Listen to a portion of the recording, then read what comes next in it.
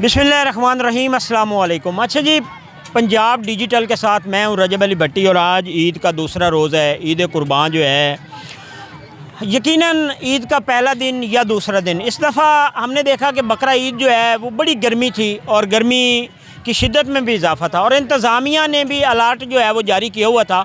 इंतज़ामिया की जानिब से भी बताया गया था कि ईद के 3 रोज़ बारिशें नहीं होंगी बल्कि गर्मी में बहुत ज़्यादा इजाफ़ा होगा, एहतियात ज़रूरी है। यहाँ पे हमने देखा कि दिन में लोग जो हैं वो कुर्बानी कर रहे थे, रात को लोगों ने बाऊ पार्क का जो है वो रुक किया हुआ है। यकीनन हमने देखा कि साथ में दरिया है, बाऊ पुल जिस तरह मैंने कहा है, वहाँ पे लोगों का रश नहीं नज़र आया, लेकिन शोरकोट बाऊ पार्क में हमें लोगों का रश नज़र आया है। यहाँ पे अभी मैंने देखा है कि ये कुछ लोग हैं, नौजवान हैं, जो एक रंग के कपड़े पहने हुए हैं और यहाँ बाऊ पार्क में जो है लोग उनको देख रहे हैं। और जब हम इनसे बात कर रहे थे, ये भाई बता रहे थे कि हम तकरीबन 35 से 40 लोग हैं, अभी तो कुछ चले गए हैं, तो कुछ मौजूद हैं। 25 पुल से ये आए हैं, इनसे बात करते हैं। क्या बताएंगे, एक रंग के कपड़े पहने हुए हैं, ईद का दूसरा रोज़ हमने देखा कि आप बड़ा धूमधाम से मना रहे हैं, तो क्या कहेंगे इस हवाले से? जी, हम यही कहना चाहते हैं कि ये दोस्तों की मोहब्बत है। पिछले साल हम बाऊ सुल्तान गए थे तो हम दोस्तों ने ना एक प्लान बनाया कि नेक्स्ट ईद पे इंशाल्लाह हम एक ही कलर के कपड़े लेंगे, तो एक ही कलर के कपड़े लिए और सिलवाए। तो अभी तो हम कम से कम 40-50 बंदे थे, वो इधर जंग गए हैं, जंग से इधर वापसी आए हैं, तो लड़कों को कोई मजबूरी थी, वो घर चले गए हैं, तो अभी कम बच गए हैं हम इधर। अच्छा, इस महंगाई के दौर में जहाँ पे कपड़े लेने तो आसान है, सिलवाना बड़ा मुश्किल है, क्योंकि दर्जियों ने रेट जो है वो बहुत ज़्यादा आप किए हुए हैं। 2000 से 3000 4000 तो सिलाई पहुँच चुकी है। उस महंगाई के दौर में ये नौजवान इस चीज़ की नसीहत दे रहे हैं कि जहाँ पे अफरा तफरी का दौर है, महंगाई का वक्त है, फिर भी नौजवान जो हैं एक जैसे कपड़े पहन के यहाँ पे घूम फिर रहे हैं, पार्क में आए हुए हैं। तो इनसे और भी चीज़ें पूछते हैं। अच्छा, क्या बताएँगे, कोई दौड़ा माइया या कोई इस तरह का आप सुनाएँगे? मैं ये तमाम दोस्तों के नज़र एक दौड़ा करूँगा कि मेरी जिथू ताई ज़िंदगी फ़िकर ना कर, तू वक्त गुजार मिसाली, मैं जाना संगत दे गुलशन दी, जाने मरदियाँ ताई रखवाली, ते तेरी हर परेशानी इंशाअल्लाह इन वसी लिया संभाली, फोंड के मुल्क नू आप दसे से अजा जींदे डब हलाली।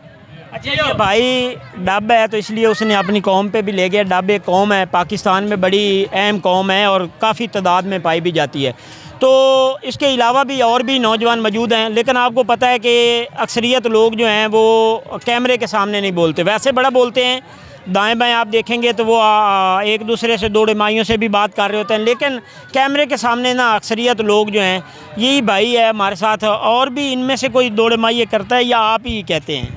मैं ही हूँ सिर्फ। आप ही हैं, तो और कोई सुना दो कि साडा लगदियां वास्ते दिल दरियाए, भावें अपनी आप मुकाना, ते अल्लाह दित्ती है अख पहचान वाली, लेंदे सजन नू सजन सिंजाना, ते चलो नित नहीं दर्द ज़रूरत वेले, बाई वाल दा रख दे माना, बेली सदन तां जुतियां ही कदी नहीं पाइयां, उसां जम्मे ही बेलियां काना। अच्छा जी, यकीनन आप झंग की ये ज़बान है और इस तरह के नौजवान आपको नज़र भी आते हैं, कम आते हैं, लेकिन आज भी ये इस लड़के ने जो भी 2 शेर बोले हैं उसका मकसद भी यही था, दोस्तों के लिए। और ये वो नौजवान हैं जो इस महंगाई के दौर में, इस अफरा तफरी के दौर में आज भी एक ग्रुप बन के फिर रहा है। ये वो नौजवान हैं कि आप अक्सरियत देहातों में आपको नज़र आते हैं कि किसी ने जो ब्लड देने के लिए ग्रुप बनाया होता है कि अगर किसी को ज़रूरत पड़ जाए। शहरों में आप देखते हैं लोग ब्लड के लिए लाखों रुपए जो हैं वो भरते हैं, लेकिन हमने देखा कि यहाँ देहातों में, छोटे शहरों में लोगों ने ग्रुप बनाया होता है। कोई अगर इनको मैसेज करता है तो एक अगर चाहिए तो 10-10 लोग आ जाते हैं, लेकिन ये वही नौजवान हैं।